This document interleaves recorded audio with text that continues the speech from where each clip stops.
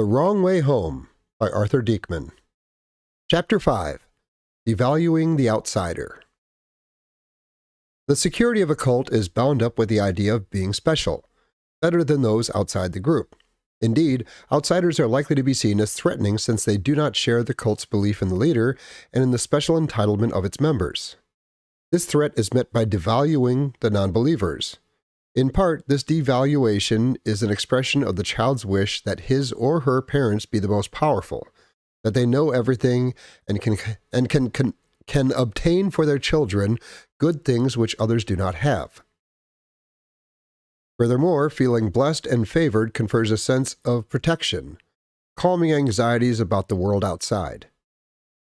Devaluing the outsider is probably the most common cult-like behavior in everyday society, where it takes the form of regarding one's opponents as if they were a homogeneous group with only negative traits. Bad motives are attributed to the other, but not to oneself. This devaluation is usually done by designating the adversary as, for example, stupid, rigid, lazy, reactionary, bleeding heart, cold. When one devalues another, no real proof is offered.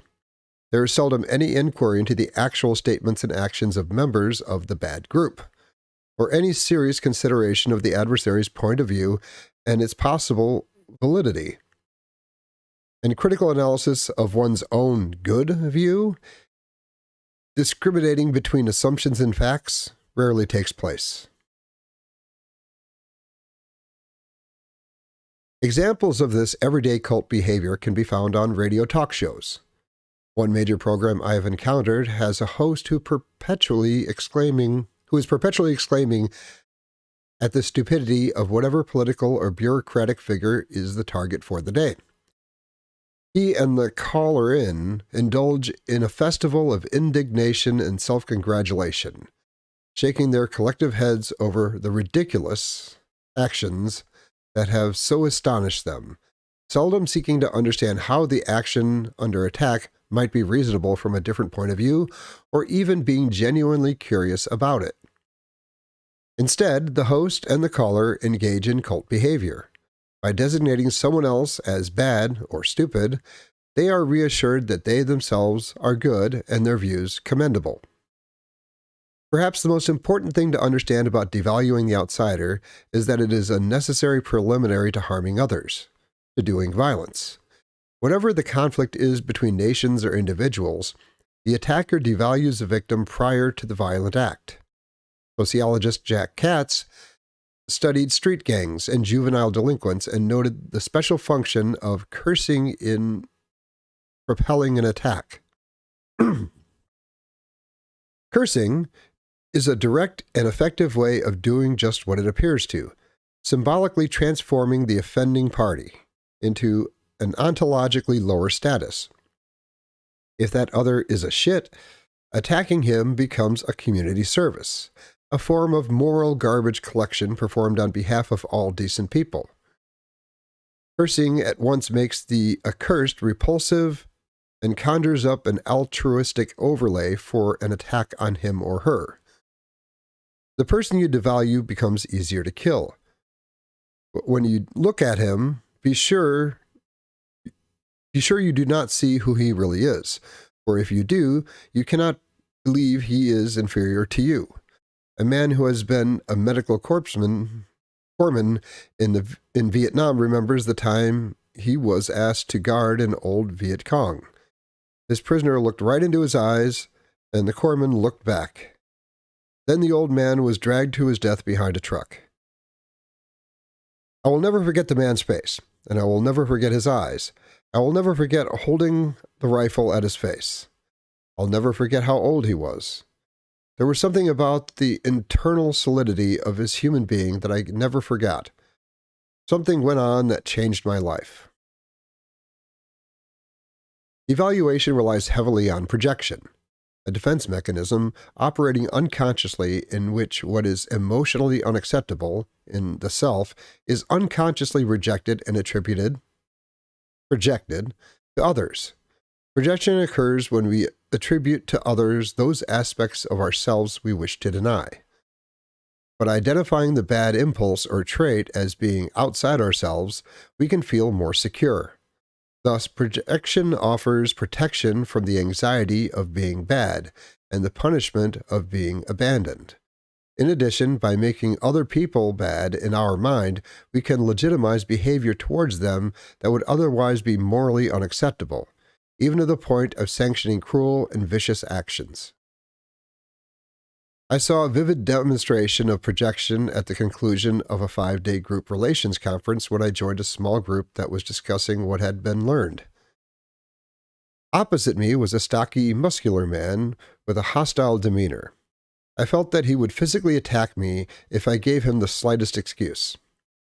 I was afraid of him. My feelings were similar to what I had felt toward school bullies when I was growing up, because during the conference we had dealt with projection. I tried questioning myself to see if I had any aggressive impulses towards the men whom I was afraid of. Immediately I became aware of a desire to attack and punch him to the ground. The violence in me was unmistakable. I looked again at the young man and could not believe the transformation that had taken place. He now appeared mild, non-threatening, a perfectly nice person. This reversal of perception had happened in that instant of recognition of my own hostile feelings. The experience was vivid, probably because the conference had been designed to intensify projected defenses. But I am sure that similar distortions of perceptions take place under more normal conditions, and that these perceptions can also be reversed. The effect of projection is often perception of the other person as being fundamentally different, a morally inferior species, undeserving of empathy. Perhaps the most common form of projection is to condemn others without noting good qualities that may lessen our sense of distance between them and us. In fact, noting in enemies less admirable similarities to us can provoke strong feelings. Many people were distressed when Hannah Arendt's study of Adolf Eichmann, the Nazi war criminal, led her to conclude that he was not a diabolical, but banal, a poor thinker, common. Although the research of Stanley Milgram and Philip Zimbardo suggests strongly that the potential for cruelty and the carrying out of heinous orders is common to all human beings, it is hard for us to acknowledge that we may be less unlike the Nazis than we would wish. Projection protects all of us from what we fear. The more authoritarian the human social system, the more likely a separatist worldview will arise because any anger or resentment stimulated in the follower by his or her submission to the leader requires displacement onto other persons. The outsider, the infidel, the non-believer. Feelings of rebellion toward the leader, which are defined by the group as evil, make the cult member anxious, even ready to believe in satanic possession. An apt metaphor to describe the sensation of being invaded by unwanted feelings and images. Projection and a division of humanity into the saved and the damned are called into play with an increasing intensity. As a result, the more rigid system, the more powerful is the belief in the devil or evil, and the more violent the feelings toward the outsider.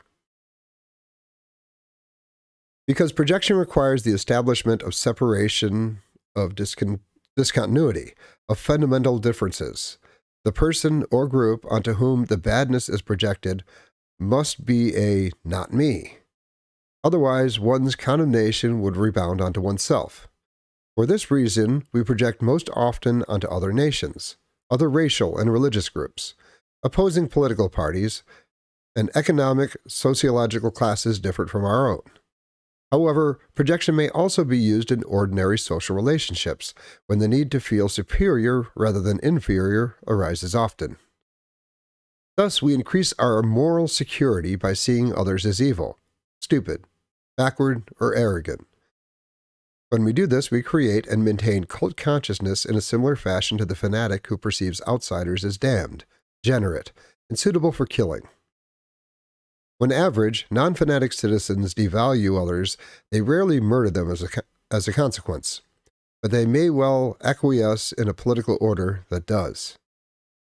Upon reflection, you can probably probably identify your own focus of projection, your not me. Republicans, Democrats, rich, poor, black, white, Christian, Jew, Muslim, Northerner, Southerner, hawk, old, young, men, women. Projection is so much a part of our thinking we seldom notice it, except when someone else does it to us. Except when someone else does it.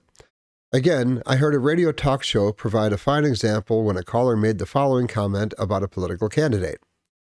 I wouldn't vote for him. He's a Southerner. They're all prejudiced.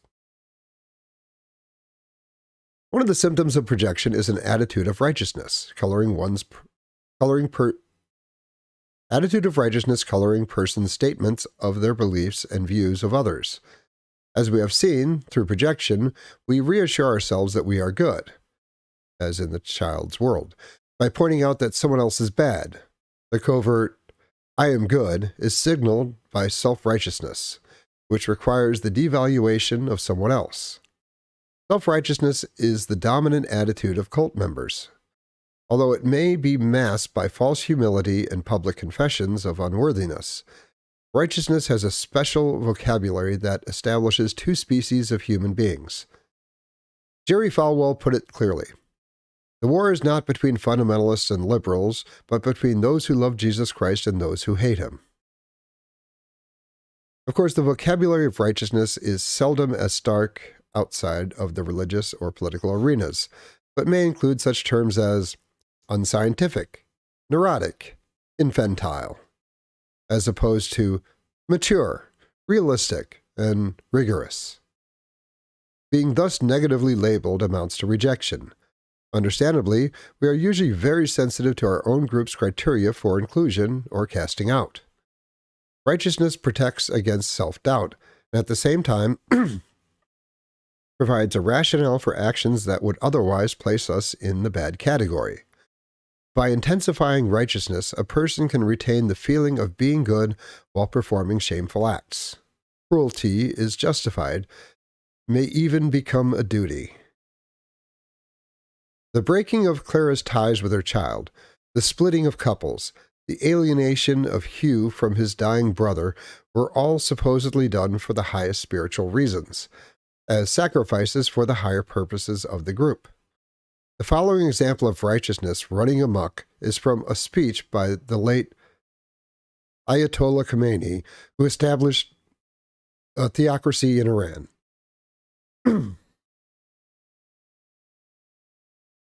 If one permits an infidel to continue in his role as a corrupter of the earth, his moral suffering will be all the worse. If one kills the infidel and thus stops him from perpetrating his misdeeds, his death will be a blessing to him. For if he remains alive, he will become more and more corrupt. This is a surgical operation commanded by God, the All-Powerful.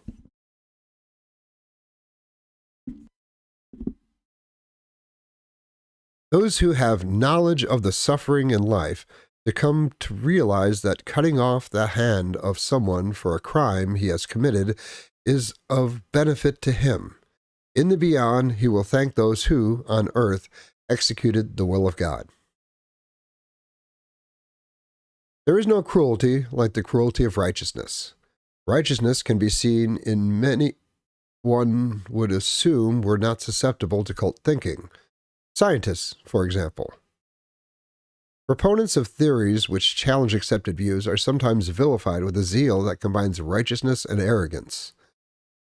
One example from the history of medicine is that of the 19th century Hungarian physician I.P. Semmelweis. Semmelweis came to the conclusion that the high incidence of purple fever, which had killed many in childbirth among women who delivered their babies in hospitals, was due to contamination by attending physicians who, at the time, roundly went from the autopsy room to the delivery room without cleansing their hands. His theory and his recommendations that physicians wash was received with such ridicule, followed by such professional persecution, that he eventually went mad. A more current example of the effects of scientific righteousness and the arrogance it fosters is provided by the development of the atomic bomb. Although the research was initially justified by the fear of that the Nazis would attain the bomb first, the work did not stop when that concern was eliminated by the Allied invasion of Europe. Only one scientist left the enterprise. The rest continued what they had begun. Recently, we have begun to recognize the responsibility borne by scientists for the nuclear threat that now hangs over the world. Following a reunion at Los Alamos, of the many who had worked on the atomic bomb, Isidore Rabi, the Nobel Prize-winning physicist, was asked if he thought it likely that there would ever be such a collection of scientists working with the same dedication and idealism.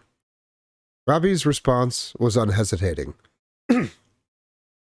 "I hope not," he said. "We had no doubts about what we were doing." Religions are partially prone to devaluing outsiders because to accord outsiders equal status is to give respectability to their different versions of God and lessen the certainty of faith. Doubt may arise.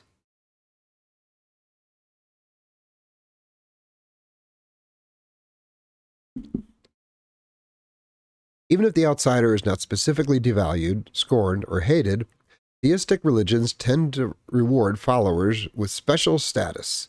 The Jews are the chosen. Good Christians are saved from hell. True Muslims go to paradise.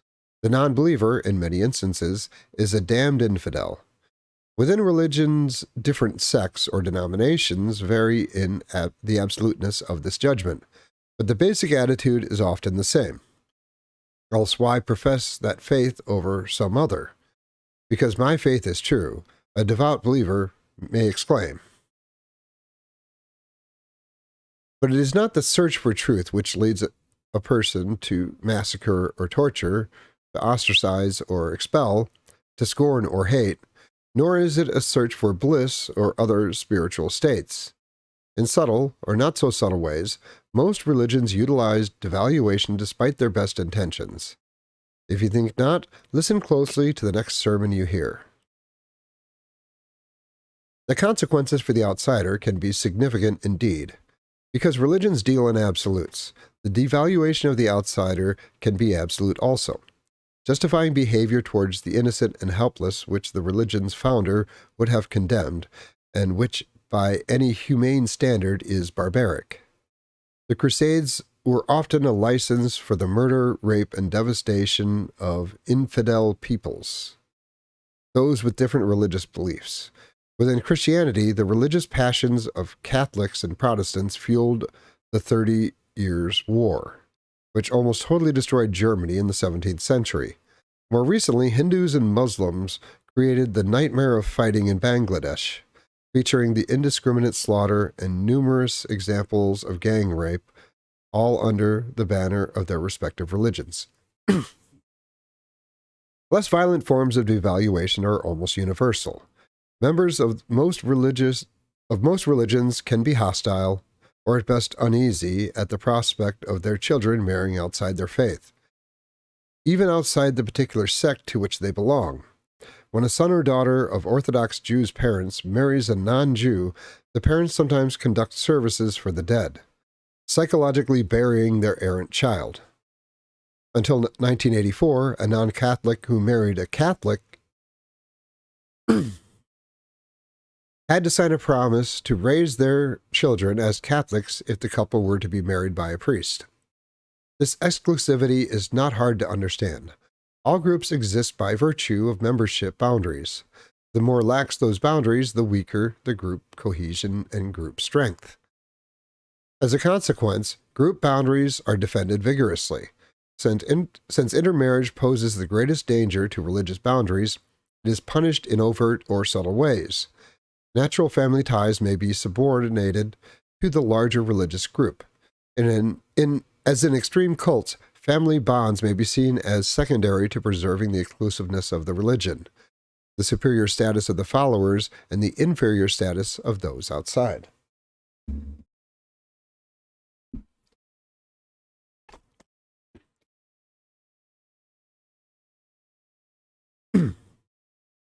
Fundamentalist religions, in particular, tend to devalue the outsider to preserve the certainty of their scriptures and their leaders' connection with God. In recent years, a conservative American Christian fundamentalism has experienced a resurgence and now claims many millions of members. Since many of these fundamentalists are also members of mainline churches, it is hard to know exactly how large the group is, but informed estimates suggest they number well over 20 million. Over recent years, this movement has established powerful radio and television broadcasting networks, made extensive use of direct mail for fundraising and recruitment, and sponsored a vast increase in fundamentalist parochial schools where authoritarian, separatist, sectarian views are taught. Many teach that the only true Christians, those born again, will be saved, and the rest will go to hell. The Jim Bakker and Jimmy Swaggart scandals did not appreciably change the popularity of these religious movements.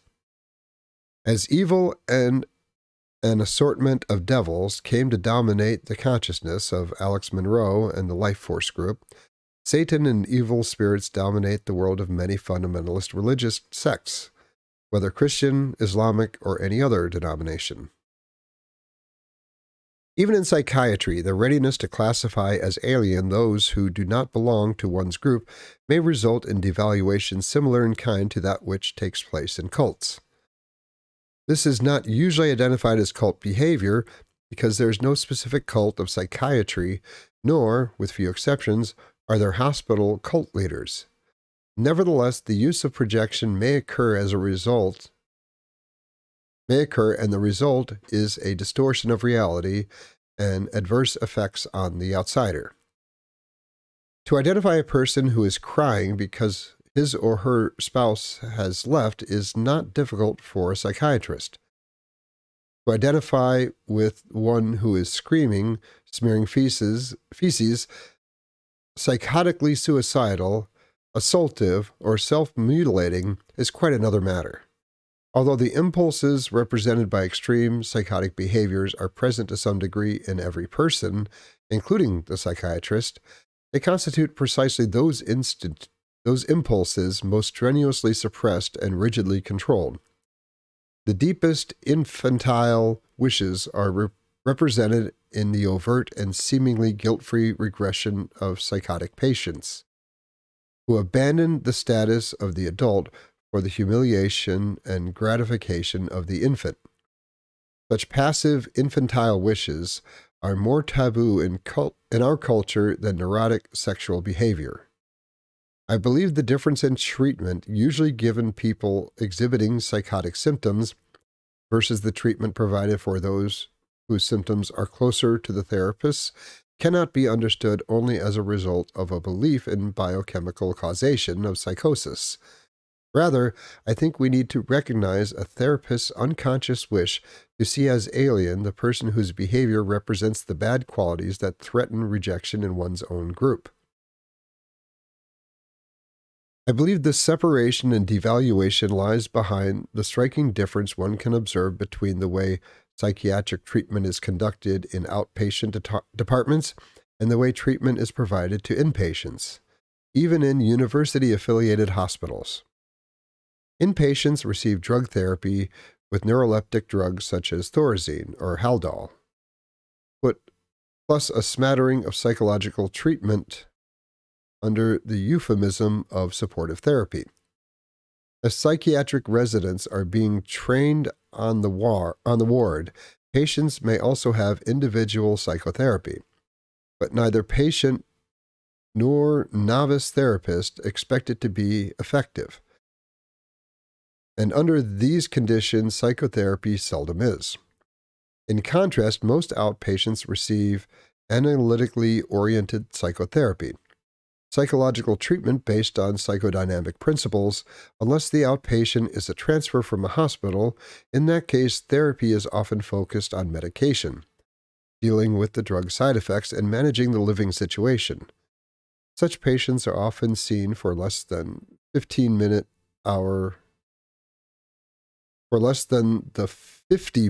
hour usual for outpatient therapy.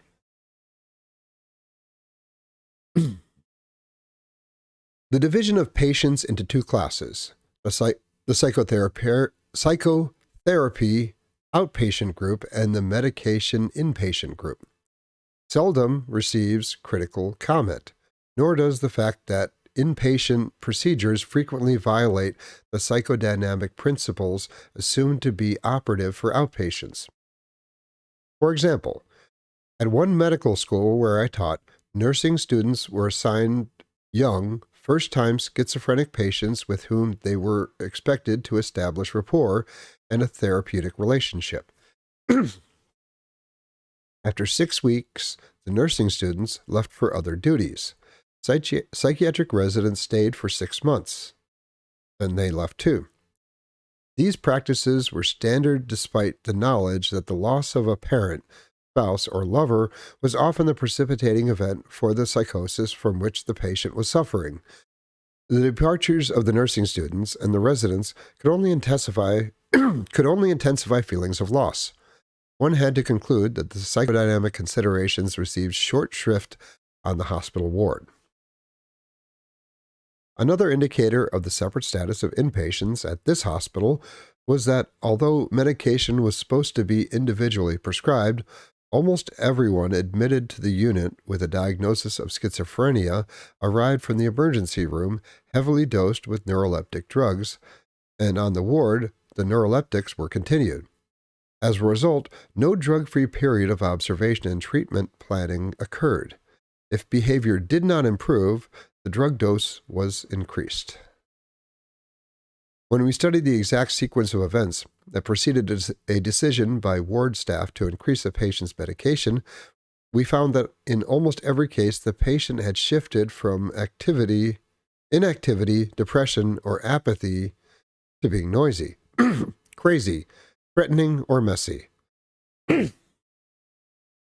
The possibility that this shift might signify progress in the patient, a beginning attempt to communicate feelings, was not considered, where exploration, uncovering, and communication were highly valued in outpatient services. In the inpatient world, management and suppression of behavior had priority. The dividing line between neurotic, outpatient, and psychotic, inpatient, problems is not completely clear. It appears to be only if one compares the most healthy neurotic patients and the most psychotic. So many people suffer from intermediate conditions that the diagnosis of borderline had to be employed as a bridging category. Even the diagnosis of schizophrenia encompasses such a wide variety of conditions that numerous subtypes are employed and the diagnostic criteria for nonspecific constantly revised. If one grants that both environmental, psychological, and biochemical factors influence human behavior, a sharp split in psychiatric practice cannot be defended on rational grounds. The split occurs, I believe, partly because the seriously disturbed patient is devalued as an outsider by the psychiatrist. This became clear when a colleague and I changed a drug-oriented psychiatric ward into an intensive psychological treatment unit, one that focused on the relationship between early life experience and the patient's behavior on the ward. Drugs were not used unless psychological treatment proved ineffective. As a result of this change in orientation, staff paid much more attention to the ward dynamics and the role of both patients and staff in intensifying or diminishing psychotic behavior. There was much to learn.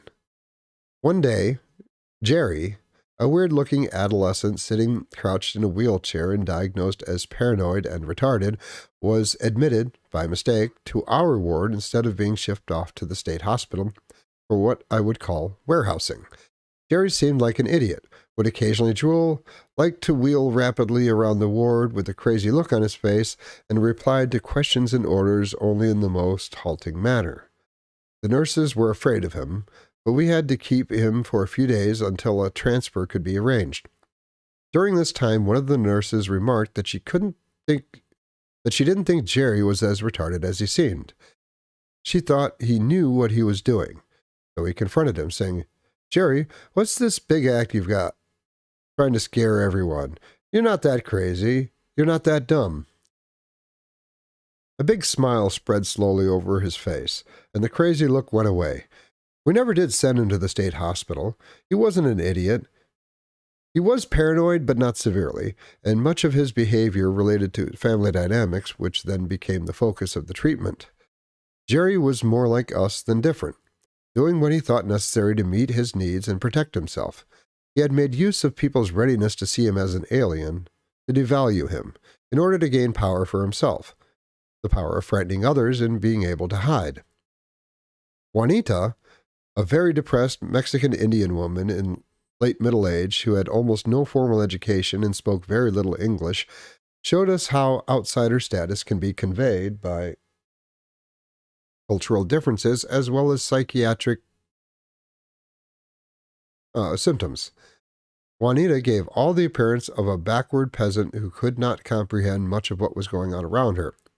We gave her a suitable therapeutic task for someone as limited as she seemed to be, cleaning tables. Before long, Juanita was causing considerable turmoil on the ward, covertly expressing her anger at the staff and other patients. We were forced to recognize that underneath Juanita was a strategic planner like the rest of us. When we were able to see who Juanita was, we took her off the cleaning job and treated her as a conscious, equal member of the patients group. Her depression decreased and the disturbance on the ward disappeared.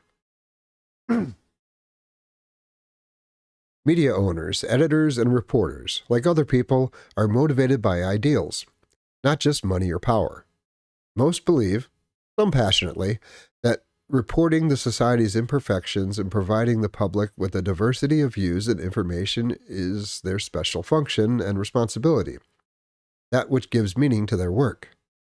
I'm speaking here of societies which value free press. The problem is that discharging that responsibility may conflict with support for the status quo. In one way in which this dilemma can be solved is by being careful to report that dissent exists while devaluing it at the same time. This can be done covertly, even unconsciously, by means of the selected image. Most news magazines and newspapers maintain a file of photos of prominent people, and it is easy to select one in which a politician or other celebrity looks ridiculous, sinister, or ugly. Additionally, the photo can be juxtaposed with one that flatters whomever the editor wishes to promote. If you look for this device, you will see it used frequently, especially at election time. Technically, it is fair. All sides are receiving publicly. The selected image is used most powerfully by television, which presents, after all, a series of discrete scenes while attempting to convey a reality much larger than what can be framed. What the commentator or editor selects tells a part of the story, not the whole story.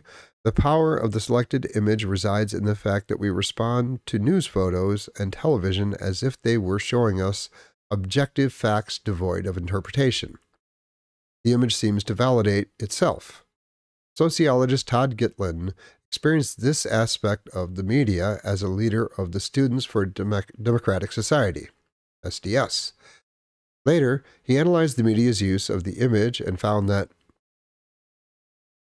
news photos operate under a hidden sign marked, "This really happened. See for yourself." Of course, the choice of this moment of an event as against that of this person rather than that, of this angle rather than any other, indeed the selection of this photographed incident to represent a whole complex chain of events and meaning is highly ideological procedure. But by appearing literally to reproduce the event as it really happened, news photos suppress their selective interpretive ideological function. They seek a warrant in that ever pre-given neutral structure which is beyond question, beyond interpretation. The real world. Television makes optimum use of this see-for-yourself power. Consequently, in many parts of the world, the nightly news shows probably shape people's perception of events more vividly and more effectively than any other source of information. Considering this power, it is worth noting that what appears on ABC, CBS, and NBC nightly newscasts is a selection and interpretation largely created by 6 people, the executive producers and anchor persons of each of the 3 networks. Words can also be used effectively to devalue opposition. I remember how the media in the early 60s characterized the members of SANE, myself being one of them, who opposed the atmospheric testing of nuclear weapons. While dutifully reporting on our campaign, the media tended to dismiss us as having no significance. One columnist called us small dogs barking at an express train. Being consigned to ineffective canine status was a frustrating and depressing experience. The media preferred the image of President Kennedy, who dramatically drank a glass of milk at a convention of dairy farmers to express his disdain for charges by saying that nuclear testing was contaminating milk projects with strontium-90. Fortunately, the media were wrong. After Kennedy eventually signed a treaty banning atmospheric testing, SANE acquired respect. The same devaluing, followed eventually by acceptance, has taken place with regard to anti-nuclear power activists.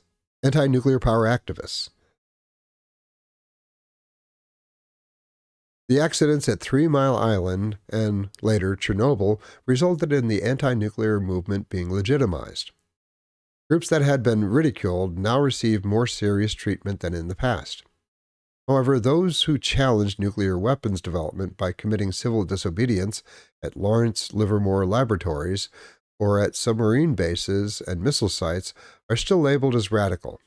Their arrest by police is reported, but their critique of weapons policy rarely is. Reality may be distorted simply by screening out dissenting views without the outright censorship seen in totalitarian countries. Reality may be distorted by giving great prominence and validity to the established view while devaluing dissenters and making them marginal. Gay rights activists, anti-nuclear groups, and others outside the establishment evoke clear, contemporary examples of devaluation. The treatment of student dissidents in the mainstream media during the 1960s offers good examples of the use of negative adjectives and selective photos combined with the ignoring or minimizing of the issues raised. As Gitlin pointed out with regard to American politics of the 60s, an official typically was given the voice of calm rationality. Dissidents were often portrayed as unreasonable, naive, impulsive, ridiculous, violent, and extreme. Some may have been, to be sure, but those who were not were seldom given a forum. Most of the time, the taken-for-granted code of objectivity and balance presses reporters to seek out scruffy-looking, chanting, Viet Cong flag-waving demonstrators and to counterpose them to reasonable-sounding, fact-brandishing authorities. Hotheads carry on. The message connotes while wiser heads, officials and reporters both, with superb self-control, watch the unenlightened ones make trouble. Writing about the same era, Daniel Hallen found a similar devaluation in the media, in which protest was equated with violence, authority with competence and order. Cronkite began one report on college anti-war protests by saying, the Cambodia development set off a new round of anti-war demonstrations on the U.S. campuses, and not all of them were peaceful. The film report, not surprisingly, was about one of the ones that was not peaceful, and dealt mainly with the professionalism shown by authorities who restored order. In contrast, when the protest occurs in a communist country, American news media are likely to handle it differently. During the June 1989 demonstrations in Tiananmen Square, in China's capital, the students were presented in a sympathetic light. Their point of view and statements by their representatives were carried by all the American media. Of course, devaluation also takes place in the American media's coverage of international affairs. Consider the view of the Soviet Union that was maintained by our mainstream media until very recently. Princeton University professor Stephen Cohen describes a pattern of media coverage that systematically highlights the negative aspects of the Soviet domestic system while obscuring the positive ones. Soviet crop failures and abuses of political liberties have been the regular focus of the American news stories since the early 1970s. But expanded welfare programs and the rising living standards have gone largely unnoticed. Much American commentary on Soviet affairs employs special political terms that are inherently biased and laden with double standards. The United States has a government, security organizations, and allies. The Soviet Union, however, has a regime, secret police, and satellites. Our leaders are consummate politicians. Theirs are wily, cunning, and worse. We give the world information and seek influence.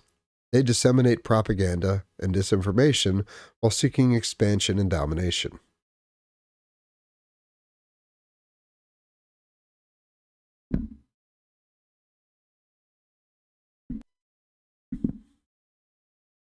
Following Gorbachev's announcement of the policy of Glasnost and his visit to the United States, a marked change has taken place in media coverage of the Soviet Union. For the first time that I can remember, television has shown me Russians in surroundings much like mine, enjoying themselves, voicing concerns for country, children, peace. Russia, like us. According to my TV set, Russia has undergone a chromatic revolution, as well. But before it had been gray. Now it is in color. The weather has also changed. Sunshine has occurred in Russian cities for the first time in 40 years. There is an implicit devaluation of others in nationalism. I consider myself to be internationally minded, free of jingoism. However, not long ago, curious to hear what other countries were saying about world events, I bought a shortwave radio. As I dialed from one foreign station to another, I was surprised to find that the United States was not the center of the world. In Brazil, South American affairs and those of the United States were being discussed. In England, the focus was on local politics and reactions to a proposed tunnel to France. The effect was a little eerie. My own country seemed to have disappeared. I knew that nationalism was a pervasive phenomenon, but my own parochialism, revealed by my surprise, had been unrecognized.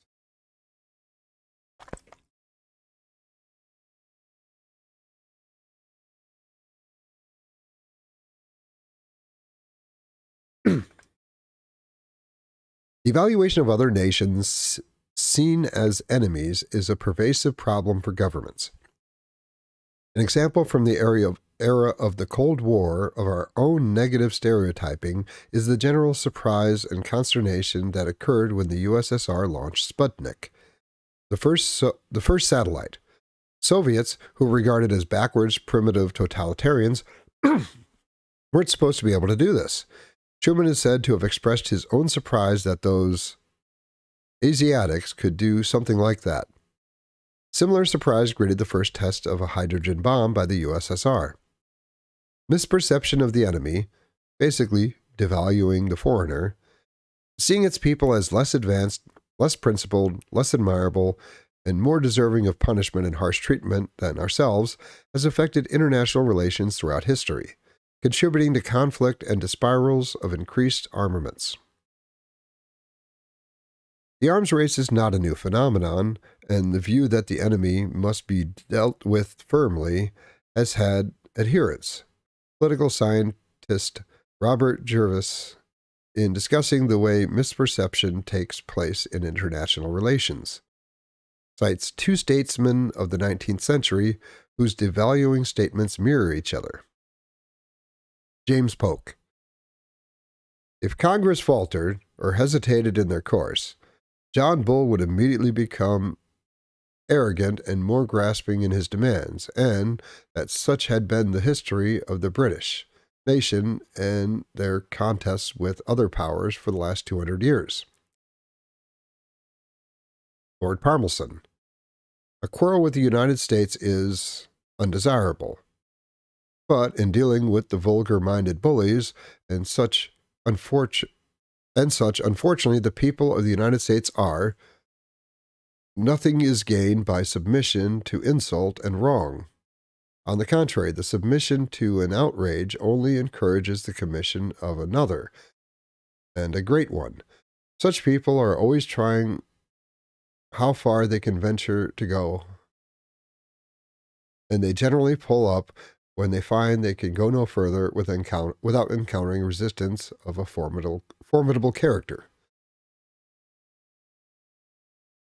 Polk was ready to see Britain as responding only to firmness, meaning force, while Palmerston had the same view of the United States. Each was the outsider to the other, and accordingly was devalued to maintain the righteousness and purity of the home nation's position, and in following one of the countless modern examples of reciprocal devaluation. John Foster Dulles. Khrushchev does not need to be convinced of our good intentions. He knows we are not aggressors and do not threaten the security of the Soviet Union. Khrushchev.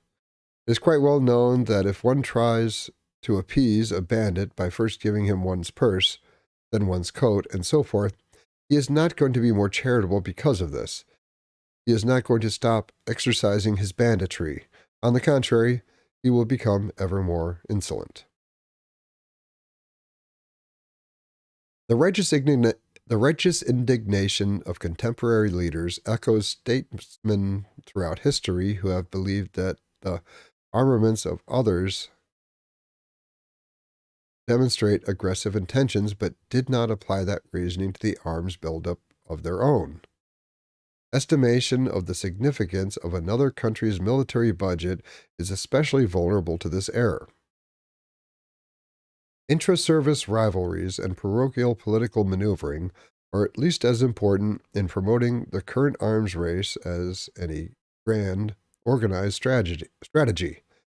But neither the USSR nor the United States appear to give these factors much weight in evaluating the armaments decisions of the other side. Certainly not as far as public pronouncements are concerned. The psychological problem is that recognizing these internal concerns would soften the distinction between good and evil governments and suggest areas of uncomfortable similarity. The evaluation of the enemy played a role in the Bay of Pigs disaster. Journalist Peter H. Wyden believes it was a pivotal factor. The final arrogance, the failure to inform themselves about Castro's strength and his people's spirit, or even to inform their own infiltration teams, I attribute to the Gook syndrome. American policymakers suffer from it chronically. They tend to underestimate grossly the capabilities and determination of people who committed the sin of not having been born American, especially Gooks, whose skins are less than white.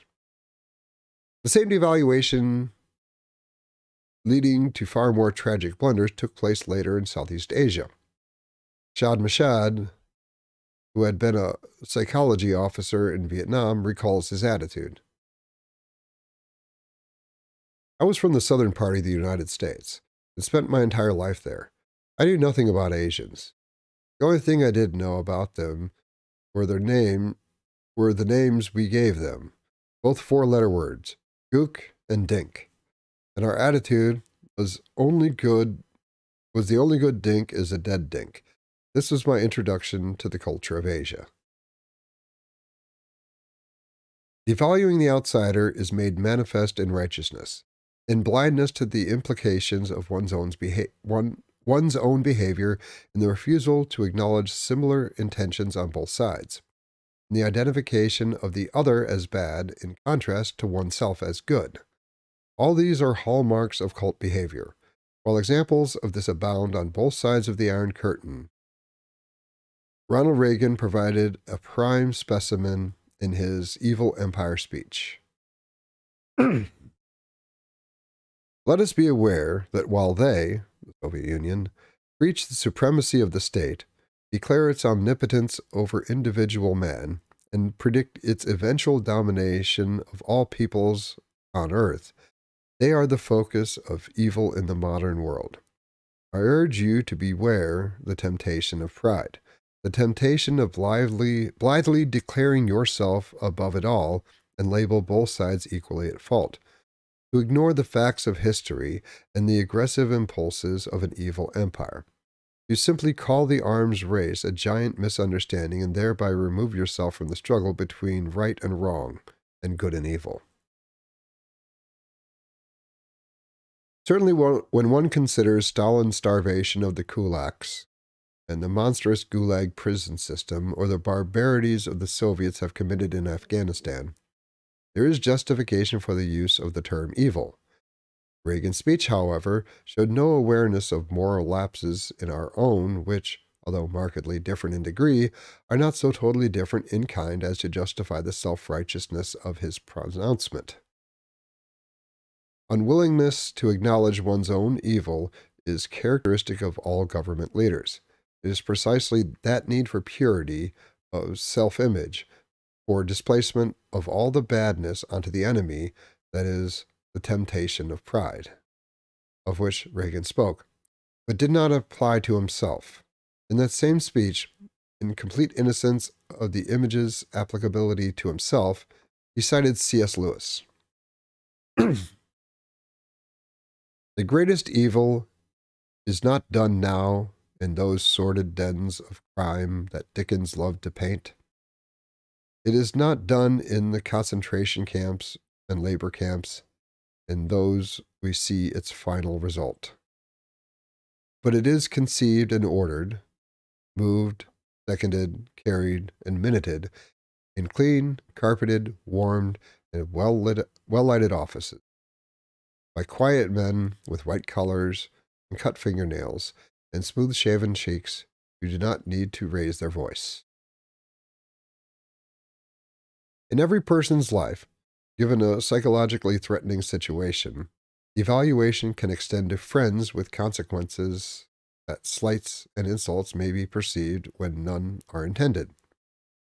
I remember hearing Abraham Maslow, the psychologist who helped create humanistic psychology, as he reminisced about his life and spoke of his sense that his own death was near. Shortly before, he had made a pilgrimage across the United States to visit all the people with whom he had once been friends, but had fallen out. He wanted to understand what had happened. What he learned was sad, ironic, and hopeful at the same time. In each case, he and the friend he had an interaction whose meaning was ambiguous.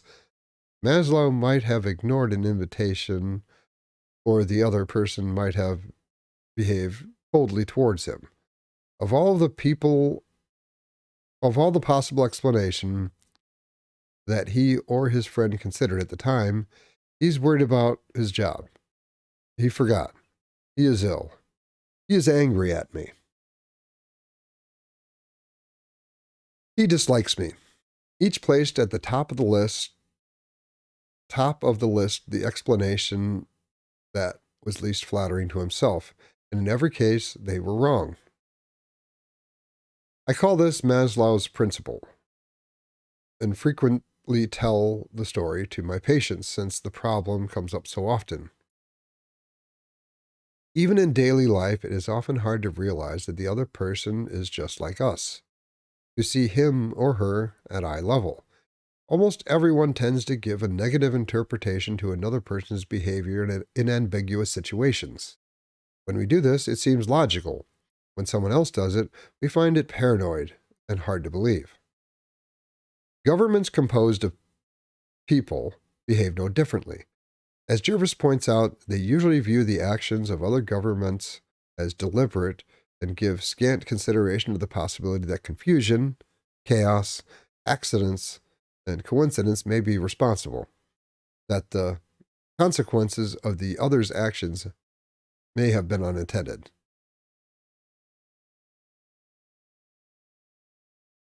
Although stupidity and confusion may be reasonable for a particular government action, these factors operate at least as frequently as cunning and deceit.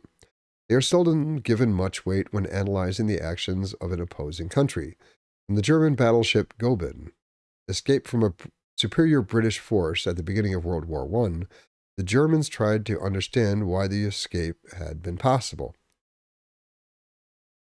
To attempt this coup, a blunder on the part of the British admiral, to attribute this coup to a blunder on the part of a British admiral in command seems so unlikely that Bethmann Hollweg and the German chief of the Admiralty were inclined to concede that the Britain was unwilling to strike any heavy blows against Germany.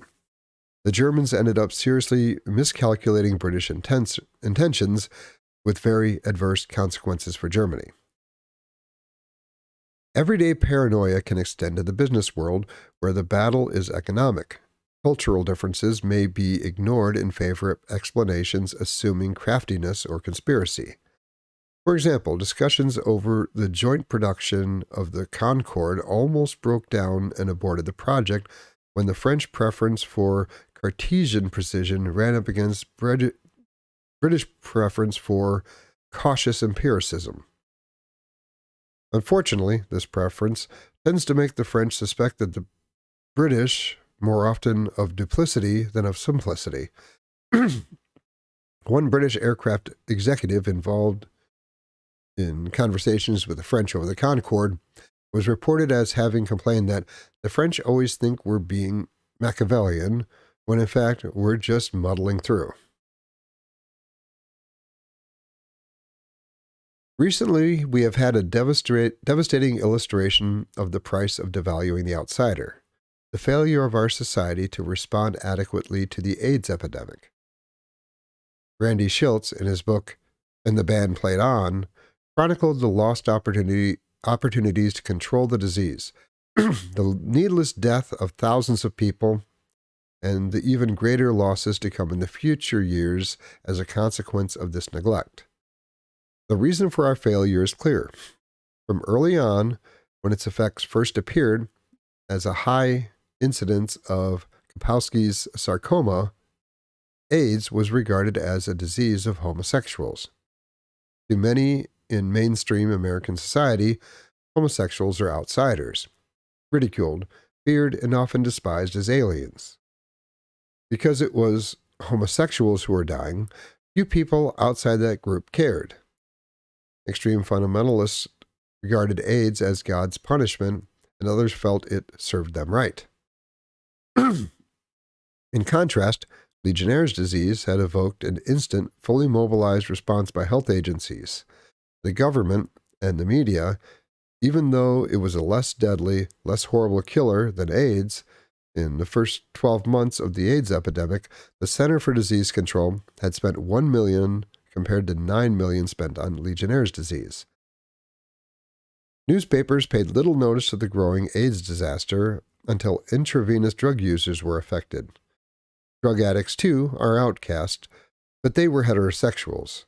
The first coverage of the epidemic by the Wall Street Journal came in 1982, under the headline, New, Often Fatal Illness in Homosexuals Turns Up in Women and Heterosexual Males. Schultz's chronology of the disease is a chilling portrayal of the effects that devaluing the outsider can have upon the outcast group and, eventually, upon those who cast them out as well. After 4 years, AIDS cases in the United States had totaled 9,000, and of these, 4,300 people had died. No massive response by the government or media had yet taken place. To appreciate the magnitude of these figures, it should be recalled that Legionnaire's disease had claimed 29 lives. The poison Tylenol capsules had caused 7 deaths, but both of these crises elicited mobilization of all the resources the nation could muster, and the front page extensively covered by news media. Not until the middle of the 1980s, when it became clear that AIDS could strike anyone, did the media give AIDS the full treatment, and the government follow suit. Unfortunately, by then, there were 1,200 cases and 6,000 people had died. And a virus whose latency can run 8 years or more was lodged in the tens of thousands who would yet fall ill. As of February 1990, reported AIDS cases totaled 121,000, with 72,000 deaths.